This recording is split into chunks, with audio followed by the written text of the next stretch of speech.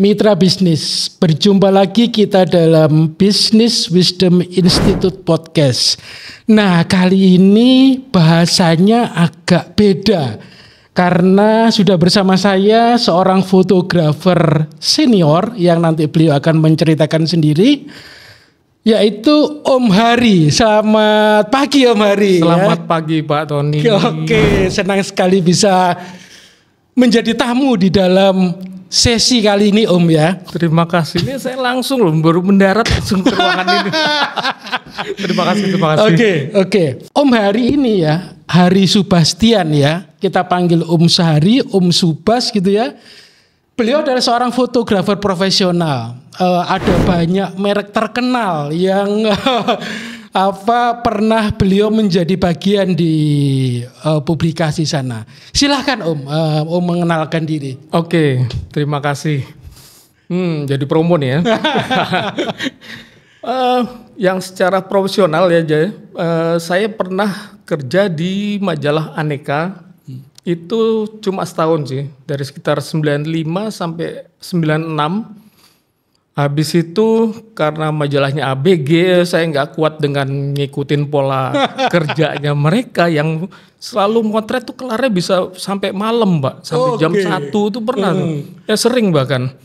Akhirnya saya pikir-pikir waktu itu, dan istri saya ngedukung banget, dia yang cariin lowongan, ternyata ada nih di Femina Group. Jadi di Femina Group saya dari 95-an akhir gitu kurang lebih sampai tahun 2000. Di Femina Group itu saya bekerja di dalam grup, ada majalahnya ya Femina, Gadis, majalah Dewi, dan masih banyak lagi. Oke, pantesan Om ini awet muda ya. Awet jadi tua. Jadi maunya artis-artis yang bening-bening gitu ya Om ya. Oke Om, silakan. Nah, dari tahun 2000 saya pindah ke majalah di grup MRA. MRA itu majalah-majalahnya adalah pertama ada Bazar, Cosmopolitan, FHM. Kalau ada yang pernah tahu FHM tuh majalah khusus laki-laki, pria dewasa. Ada Maxim juga, ada majalah Her World, termasuk Cosmogirl. Apalagi yang belum saya sebut? Pokoknya banyak ya. Ini catatan-catatan itu sudah bisa menjelaskan Om Hari ini fotografer yang cukup senior gitu ya. Bahkan di beberapa gambar saya lihat ada bersama artis-artis tenar ya, ada BCL, ada KD dan sebagainya. Nah Om, sesi ini kita akan bahas fotografi secara umum. Kemudian di sesi berikutnya kita masuk ke dalam hal-hal apa yang bisa kita lakukan terkait dunia fotografi yang kita hubungkan dengan dunia bisnis. Dan nanti sesi terakhir Om bagi tip and tricksnya dalam dunia fotografi ya. Baik. Apa yang kita bisa pelajari dari sekian tahun perjalanan Om gitu. Nah, kalau saya lihat, saya dengar tadi perjalanan karir Om lebih banyak ke foto beauty, betul ya? Fashion, betul ya Om ya? Betul. Di studio ya biasanya ya? Iya. Walaupun saya lihat Om juga banyak foto di jalan, lokasi. Di lokasi ya, street fotografi juga. Street sekarang saya jalan. Menurut data yang sempat saya cari itu ya, ada sekitar pertumbuhan penjualan 10% digital kamera di tengah gempuran handphone yang terbaru ya, dengan fitur fotografi yang mumpuni, yang gambarnya juga sudah bagus gitu ya. Nah, ini kan sebuah fenomena yang menarik gitu ya, semuanya tumbuh gitu. Bagaimana Om melihat fenomena ini? Fenomenanya sih menarik ya. Jadi memancing setiap orang untuk aktif di bidang fotografi. Itu juga didukung dengan banyaknya sosmed sebagai media masing-masing personal itu untuk memamerkan karyanya. Tapi kalau ada pertumbuhan yang bagus di handphone, terutama dalam hal fotografinya, saya bilang sebagus apapun masih belum bisa nyamain levelnya dengan secara kualitas ya, Ya. nyamain kualitas kamera. Oke, ya. Itu dari situ kita bisa lihat bahwa dimensi handphone ya cuman kotak umumnya ya, kotak ya ada tebelnya juga, tinggi, panjang, lebar, tebel. Beda dengan kamera yang bisa digenggam enak, yang bisa juga angle-nya kita bisa main dari low angle, eye level sampai ke atas pun enak, memudahkan kita untuk ngambil macam-macam angle. Beda dengan handphone yang kalau kita pegang kadang ada sudut tertentu yang kita merasa kesusahan. Oke. Itu poin yang pertama. Mungkin yang kedua yang membedakan kenapa para profesional atau yang lebih aktif di dunia fotografi, yang lebih kepengen lebih, itu nggak memilih handphone sebagai gearnya. Oke. Karena coba lihat aja, handphone paling nggak ada fasilitas untuk connect ke studio flash atau connect ke sistem audio yang profesional. Oke. Sedangkan kamera sekarang rata-rata udah didukung semuanya ke arah profesional. Artinya untuk menghasilkan gambar, video itu bisa jadi lebih bagus dalam hal visual yang satu kesatuan juga nyambung dengan audionya. Oke ya. Jadi itu pandangan Om ya. Nah, kita masuk ke kamera ya, kamera. Sebenarnya ada berapa atau jenis atau format yang bagaimana sih Om di kamera itu supaya kita juga paham secara apa namanya formatnya apa aja yang ada di pasaran. Oke. Yang umum ya sekarang ini yang meskipun di luar itu ada, yang paling besar sensornya adalah medium format. Oke. Di bawahnya itu yang umum juga yang banyak profesional sekarang pakai adalah full frame. Oke. Di bawahnya full frame lebih kecil lagi adalah APS-C. Setelah APS-C baru ada micro four third. Nah mungkin di bawahnya lagi sedikit ada yang dipakai oleh kebanyakan handphone sekarang ini. Oke, jadi sebenarnya itu lebih kepada hal teknis ya, ukuran sensor dan sebagainya dan juga hal-hal yang lain yang membedakan satu format dengan format yang lain. Iya. Nah, kalau ada pertanyaan sebenarnya apa sih pertimbangan kita untuk memilih atau condong terhadap salah satu format atau jenis yang tadi Om Hari sebutkan? Bisa jadi kebanyakan orang Indonesia yang pertama harga. Oke. Tapi balik lagi sih, kalau udah cinta kadang buta sama harga gitu kan. Beli aja, beli, nggak tahu gimana makainya kadang-kadang begitu. Tapi setelah mulai masuk lebih dalam lagi ke dunia fotografi, mereka akan lihat, mempertimbangkan lebih lagi, yaitu jadi tingkatannya lebih ke arah kebutuhan. Oke. Dimana kadang harga nggak peduli. Mau harga selangit tetap dibeli untuk ngejar kualitas. Oke. Tapi justru ada kebalikan yang mereka yang udah jago, udah skillnya udah tinggi, justru kadang saya nggak peduli nih, mau handphone atau mau kamera yang murah, yang penting saya tetap motret dan saya bisa menghasilkan foto yang bagus. Oke. Jadi dua hal yang sangat bertentangan tuh. Oke, ya. Jadi menarik juga ya. Berarti unsur jam terbang ya itu juga sangat berperan ya. Banget kan. Oke. Nah ini ada hal yang menarik ini. Ada sebagian orang yang menafsirkan jenis format yang Om sebutkan tadi itu kan ada bermacam-macam brand juga ya yang di dalamnya yang menjadi produsen gitu ya. Ada sebagian orang yang menafsirkan itu seperti punya sebuah keyakinan gitu. Kalau sudah punya keyakinan ini susah untuk berpindah ke jenis atau brand yang lain gitu ya. Sementara kalau saya lihat Om ini full frame juga pakai, betul ya Om ya? Betul. Om juga pakai MFT ya, micro four third. Jadi keyakinan Om ini ada beberapa ini ya. Ini kan menarik itu. Om melihat hal ini seperti apa sebenarnya terkait dengan itu dan sejauh yang Om jalani pengalaman selama ini atau mungkin berinteraksi dengan banyak fotografer yang berkelas gitu ya. Silakan Om. Nah, kalau saya sebenarnya agak-agak balik lagi ke poin sebelumnya bahwa saya memilih itu semua berdasarkan kebutuhan. Oke. Saya nggak peduli orang ngomong jelek-jelekin kamera ini atau bagus-bagusin kamera yang lainnya. Selama saya bisa menghasilkan foto bagus lewat kamera apapun yang saya pegang, saya happy banget. Gitu aja sih. Cukup itu. Nah, ini menarik ini kata yang barusan Om sebutkan, happy gitu ya. Jadi ada yang bilang gini, kalau kita memfoto itu sebenarnya unsur happy itu juga unsur yang dipertimbangkan, betul nggak? Banget, iya. Betul ya? Betul dong. Nah, Om melihatnya seperti apa gitu? Yang saya bilang tadi, sosmed sekarang ini udah banyak banget.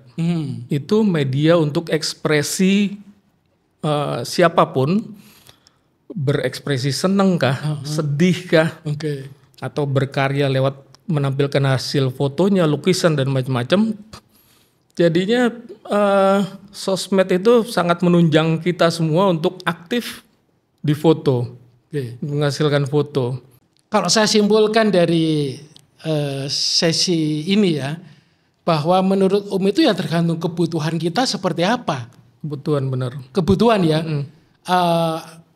Apakah sebuah gear itu punya atau termasuk dalam jenis format tertentu dengan brand tertentu, ya itu balik kepada kebutuhan kita. Mana yang bisa memenuhi atau menghasilkan sebuah karya yang memenuhi kebutuhan kita itu. Betul ya Om ya? Betul. Dan ada unsur happy-nya gitu ya? Iya. Terima kasih, menarik. Nanti kita lanjutkan, kita akan masuk ke aspek bisnisnya ya Om ya di sesi berikutnya. Simak terus Mitra Bisnis, diskusi kita dengan Om Hari Subastian.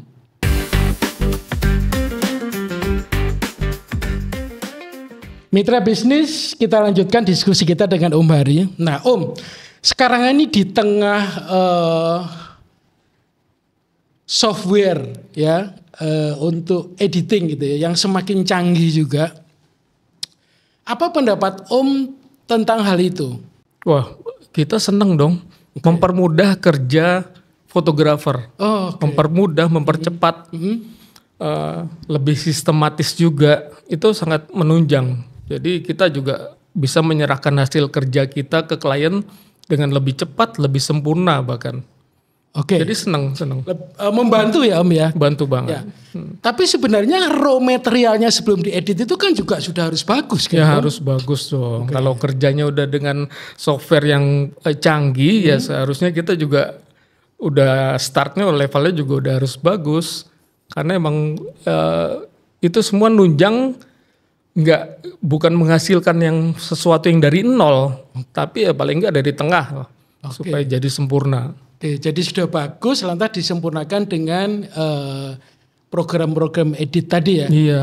Nah, Om karena ini podcast bisnis ya, maka kita coba bahas aspek bisnisnya dari aktivitas fotografi ini. Nah, menurut Om, area mana saja pada aktivitas fotografi ini yang bisa dijadikan ide ketika seseorang pengen untuk membisniskan atau punya aktivitas bisnis di dalam area itu? Kurang lebih ya, kalau secara personal kita bisa jualan foto secara online ke Getty Image dan lain-lain. Itu kegiatannya bisa ya kegiatan sehari-hari atau segala sesuatu yang kita temukan di kehidupan kita sehari-hari. Bahkan cuman tahu di-upload itu bisa dijual di online. Atau cuman sekedar awan dan pohon gitu misalnya, itu pun laku. Tapi mesti bagus kan Om? Iya dong. Ada kok standar-standarnya masing-masing platform itu. Lantas berikutnya area mana lagi? Nah, yang paling gampang dan banyak sekarang ini dilakukan adalah ya jasa. Karena kita fotografi tuh nggak hanya ngomong soal gear, tapi jasa lebih penting bahkan. Jasa kita bisa menawarkan kita sebagai fotografer kawinan kah, atau fotografer acara kah, atau portrait dan macam-macam. Dengan segala level nilainya ya Om ya, kan banyak sekali itu ya, bergantung kualitas fotografernya kan ya, dan hasilnya tentu. Oke, berikutnya yang lebih agak kompleks gitu apa? Bisa juga fotografer buat tim atau lembaga badan usaha yang merekrut atau di dalamnya banyak tim tuh. Oke. Jadi ada krunya, ada kru lighting, ada kru sound system, ada kru properti, bahkan ada marketingnya sendiri. Oke. Itu semua yang lebih kompleks ya, melibatkan banyak orang ya. Tentu ada dinamika di sana ya. Nah, sepanjang yang Om alami, misalkan foto dalam sebuah paket besar gitu ya, itu kan ada banyak orang itu. Nah, apa yang biasanya terjadi di sana? Ya, perputaran macam-macam juga semakin kompleks. Kalau semakin banyak timnya semakin kompleks. Tapi juga di sisi lain positifnya adalah ya penghasilan kita juga semakin besar kan. Oke ya. Ya itu sih poinnya. Jadi semakin kompleks, nilai bisnisnya juga semakin besar ya. Semakin besar. Oke. Nah, apa sebenarnya tantangan umum ya yang dihadapi oleh seseorang ketika berminat pada area-area yang Om sebutkan tadi? Apakah murni sebagai seorang fotografer, atau yang lebih kompleks tadi melibatkan banyak orang, atau yang Om sebutkan tadi sebelumnya menjual hasil foto secara online, misalkan ke Getty Images dan sebagainya. Apa tantangan yang ada? Bisa macam-macam. Kalau yang paling rendah tantangannya, level tantangannya ya kita yang melakukan sendiri. Oke. Karena kita juga bertanggung jawab sendiri terhadap hasil yang kita jual atau kita pasarkan. Ya pertama-tama kayak untuk jualan online, ya kita harus ngikutin standar ya, yang ditentukan oleh platform itu. Cuma itu sih kalau yang personal ya. Jasa beda lagi karena kita lebih sering berhubungan dengan orang, personal lain dengan watak atau keinginan yang beda juga. Customer maksudnya ya? Customer atau klien kita nyebutnya. Bahkan klien ini bisa juga dalam bentuk company.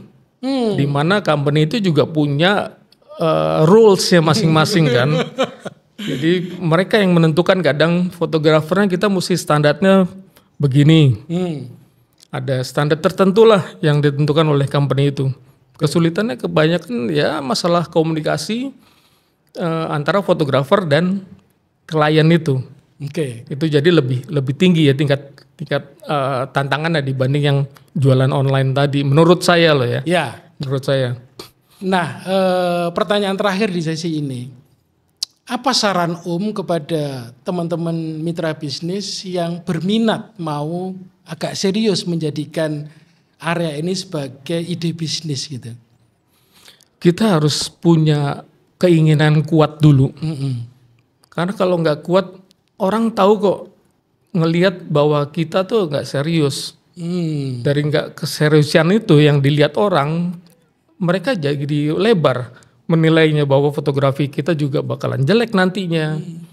Ya itu sih inilah perilaku umum ya yang dilihat orang untuk menilai orang lain gitu. Selebihnya yang berkaitan dengan gear? Yang berkenan dengan gear. Ini sih, ini yang paling banyak juga. Tapi buat saya sebenarnya nggak ngaruh. Gini. Apa itu? Klien kebanyakan ngelihat seseorang atau hasil seseorang atau menilai hasil seseorang itu dilihat dari gearnya dulu. Ketika belum kenal siapa si fotografer ini gitu kan. Dilihat dulu gearnya ya. Gearnya dulu dilihat. Brandnya apa. Itu penting sih. Jenisnya apa gitu ya. Brand positioningnya penting. Jadi kita kalau fotografer ya harus nampilin yang gear yang terbaik. Yang dia bisa gitu. Nanti dapat kliennya juga kebanyakan ya levelnya yang gearnya kepengennya sesuai dengan yang fotografer punya gitu. Jadi itu ada apa relationnya ya? Ada. Ya, kedua mungkin dari portfolio kita harus benar-benar nampilin portfolio yang terbaik, yang terbagus. Itu bukan hanya penilaian pribadi ya, tapi harus benar baik dari sisi banyak orang, terutama klien.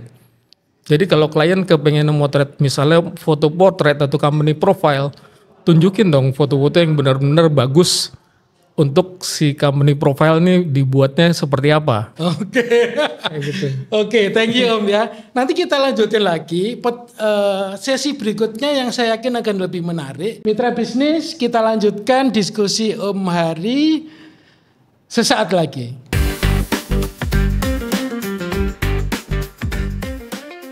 Oke, mitra bisnis, kita masuk ke sesi yang ketiga, lebih banyak menggali dari sisi pengalaman Om Hari ya.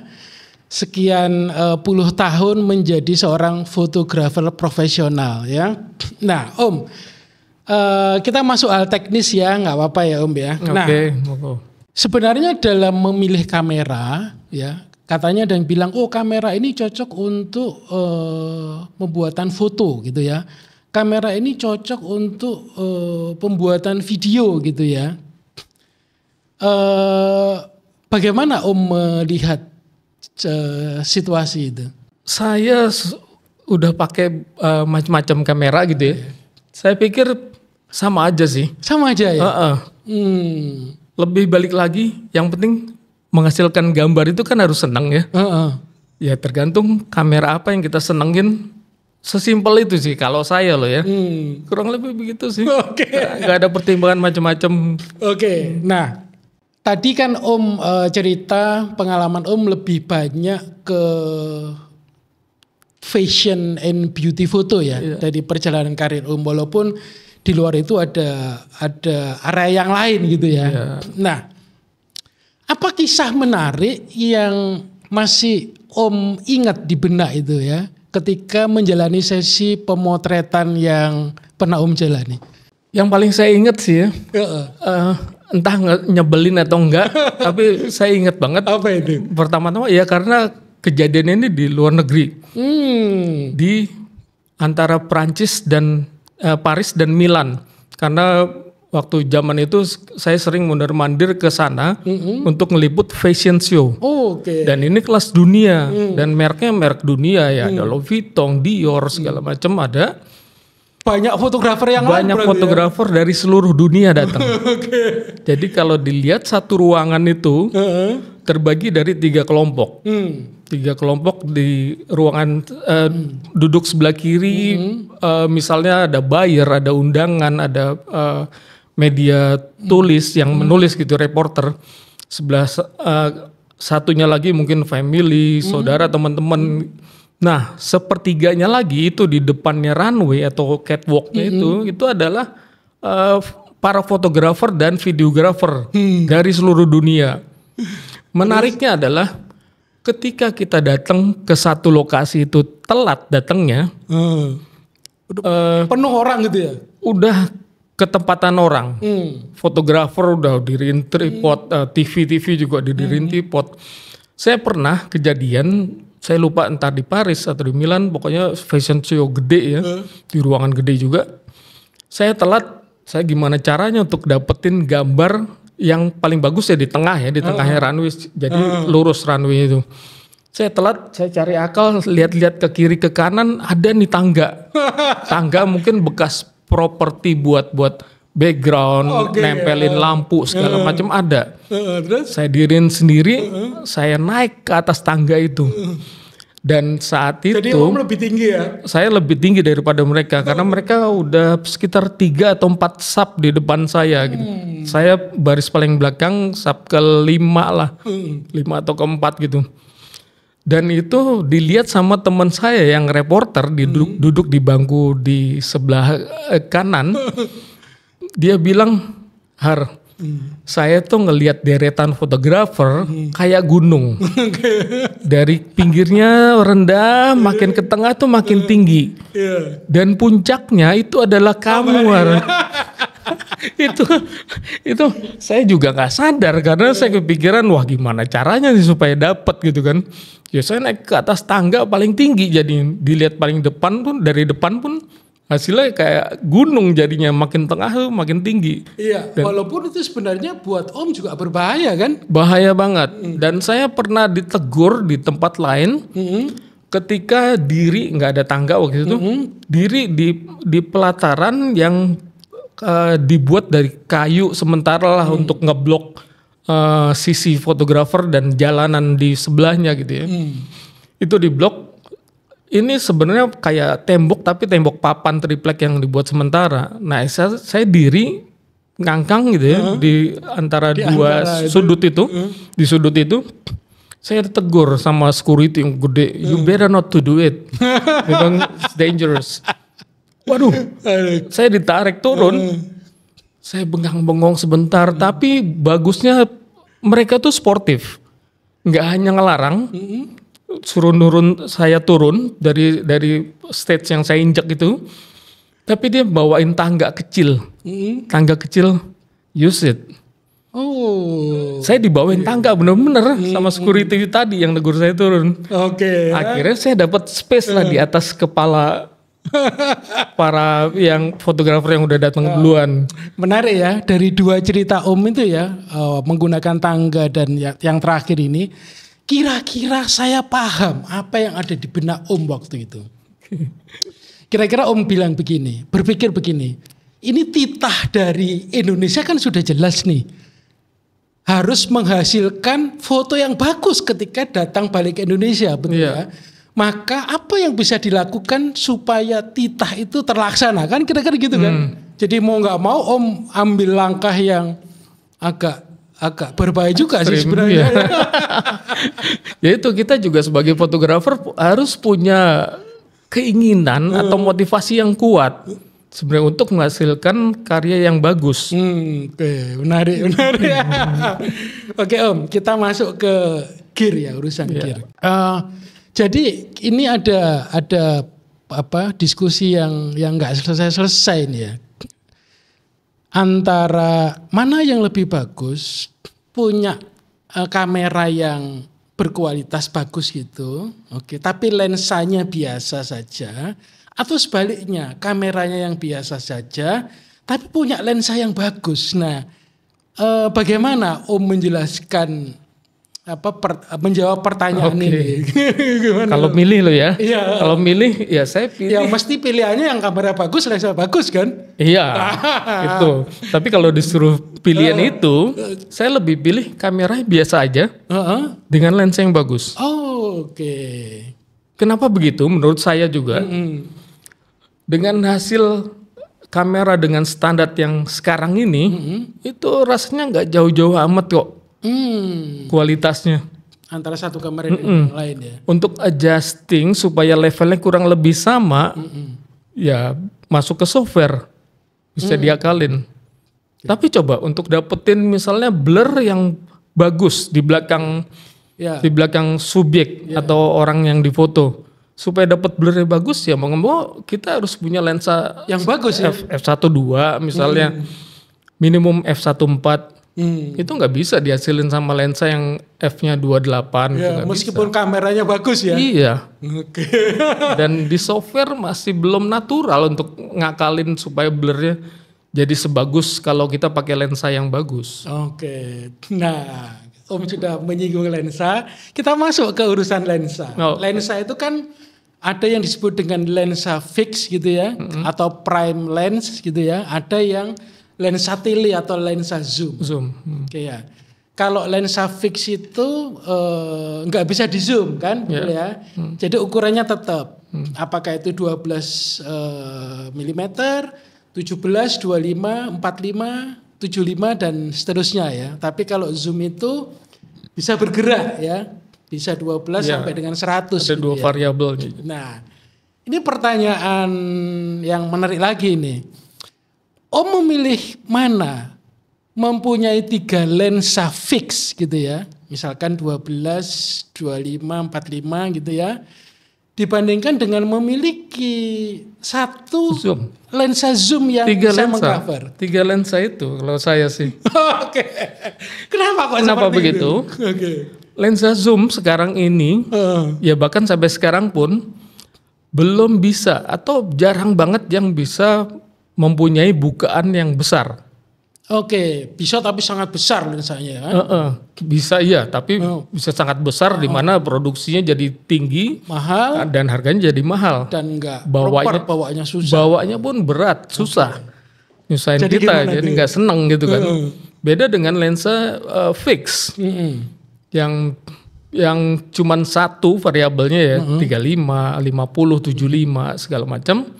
Itu umumnya bisa diproduksi dengan F-nya jadi bukannya jadi besar. Oke, F kecil bukan besar ya. Iya, Oke. bukannya jadi besar. Kualitasnya pun saya yakin masih lebih bagus fix dibanding zoom Oke. gitu. Jadi pilihannya itu. Saya pilih 3 lensa Tetap fix. lensa ya.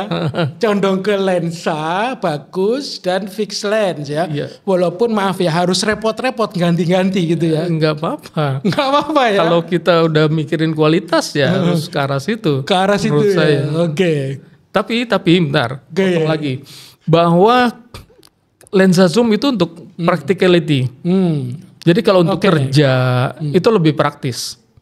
Karena nggak perlu ganti-ganti lensa, kita bisa dapetin angle atau bahkan momen yang dengan satu lensa itu. Nah, Gitu. ini ada satu kata yang barusan Om sebutkan, momen gitu ya. Oke.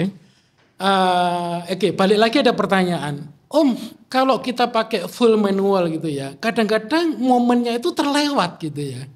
Nah, pengalaman Om Hari sendiri selama ini, apakah menggunakan selalu manual mode gitu ya, atau yang lain yang bisa yang satu unsur otomatis dan sebagainya? Ayo Om, bagi Ini mode-nya atau lensanya yang momennya. Jadi supaya kita tidak kehilangan momen. oke. Kita mesti pakai mood apa? Manual full kah atau bagaimana sejauh ini Om yang sudah jalani? Pembedaannya adalah kalau kita dengan ambient light Ya. cara bego aja yang di itu? setiap kamera juga ada pakai auto. Oke. Nggak ada salahnya mode itu. Oke, jadi buat seorang fotografer senior pun Iya. fine-fine saja ya pakai Apalagi mode otomatis ya. Iya, apalagi Oke. ketika harus relate sama momen. Heeh. Momen itu harus cepat. Supaya nggak hilang kan? Iya, yang paling cepat ya mode auto. Oke. Sesimpel itu. Oke ya. Jadi mitra bisnis itulah pembicaraan kita dengan Om Hari. Nah, ini pertanyaan terakhir Om ya. Oke. Jadi gimana nih? Kita punya handphone ya. Kita juga pengen hasil foto yang bagus lah ya. Titik tengahnya ini seperti apa Om? Nah ini jawaban Om yang mengakhiri sesi diskusi kita selama beberapa saat yang tadi. Silakan Om. Punya aja dua-duanya. Yang paling gampang gitu kan. Punya dua-duanya ya. Oke. Ya gini loh. Ya tergantung kebutuhan juga. Balik lagi. Kalau kita serius di yang bisa meningkatkan sampai kemampuan kita yang tinggi sekalipun, ya pilih yang profesional atau pilih kamera. Jangan pilih handphone. Oke. Ya, meskipun statementnya produsen handphone bisa mendekati kualitasnya, saya yakin untuk profesional nggak sampai bisa menunjang sepenuhnya seperti kayak di gear kamera. Itu. Oke, menarik ya. Oke, mitra bisnis, itulah sesi diskusi kita dengan Om Hari. Semoga bermanfaat buat kita semua. Terima kasih Om Hari buat waktunya. Terima kasih. Salam sukses.